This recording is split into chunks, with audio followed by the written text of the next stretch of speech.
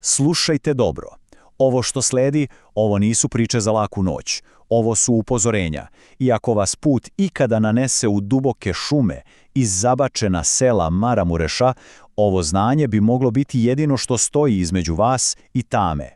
Evo ga, prvo i najvažnije pravilo. Reči koje se prenose sa generacije na generaciju, znate, one što se šapuću uz pucketanje vatre. Upamtite ih, jer one su prva i možda najvažnija linija odbrane. Jer vidite, ovde, u ovim krajevima, priče o čudovištima nisu tu da bi se plašila deca. Ne, one su objašnjenja za vrlo stvarne opasnosti. Iznenadna bolest, gubitak stoke, nesreća, smrt, sve to ovde ima svoje lice. Lice koje vreba iz senki. A večeras se upozorenje odnosi na jedno vrlo posebno stvorenje.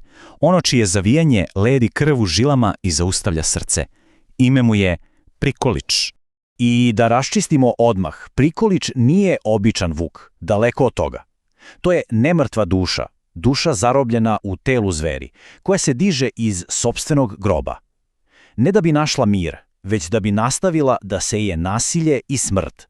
I tu se naravno postavlja pitanje, zar ne? Kakva to duša mora biti?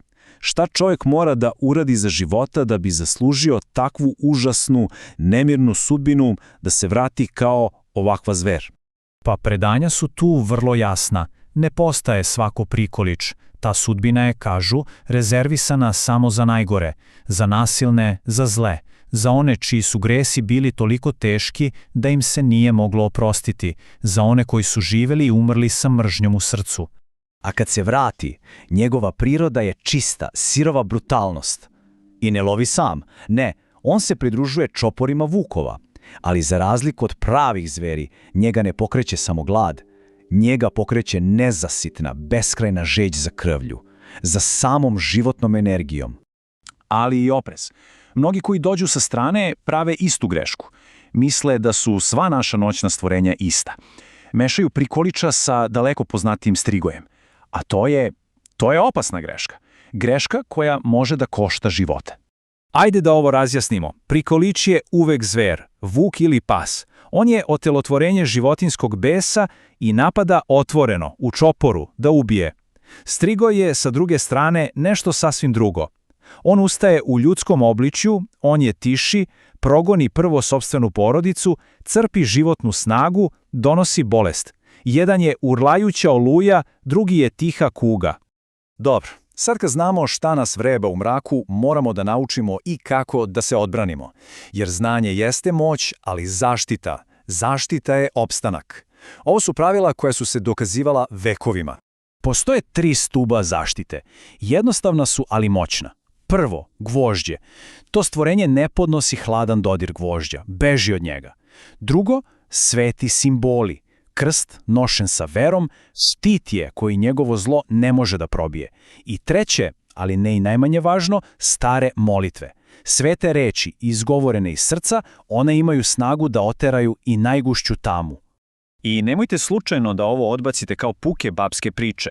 Ovde, u ovim krajevima, to nisu sujeverja, to su zakoni preživljavanja. Da bi se shvatilo koliko je opasnost stvarna, postoji jedna priča, jedna legenda koja se i dan danas šapuće oko vatre na planinama Gutaj. Ona služi kao večno upozorenje. Priča kaže, bio jednom jedan pastir. Sam, visoko u planinama. Izdali su ga oni kojima je najviše verovao. Ostavili su ga bespomoćnog na milost i nemilost vukovima koji su se već okupljali u sumraku. Ali za dušu tako ispunjenu gnevom i bolom zbog izdaje, smrt nije bila kraj. Ne, grob nije doneo mir. Za njega je to bio samo početak osvete. Njegova mržnja ga je vezala za ovaj svet. I vratio se, ali ne kao čovek. Vratio se kao ogroman Prikolič, kao zver vođena samo mržnjom i sećanjem na izdaju. Ljudi kažu da i danas luta tim planinskim stazama. Kažu da još uvek lovi, tražeći osvetu. I tako stigli smo do kraja večerašnjeg upozorenja. Ali pre nego što nastavite svojim putem, evo jedne misli za poneti. Pitanje koje treba da ostane sa vama dugo u noć. Pa tako, kada se neko sledeći put nađe u divljini, daleko od svetala grada i začuje zavijanje vuka koje para noć, ako u tom zvuku prepozna nešto što zvuči skoro kao ljudski krik bola, treba se zapitati. Da li će ta osoba zaista nastaviti da ubeđuje sebe da je to samo životinja? Ili će se možda setiti upozorenja iz Mara Mureša?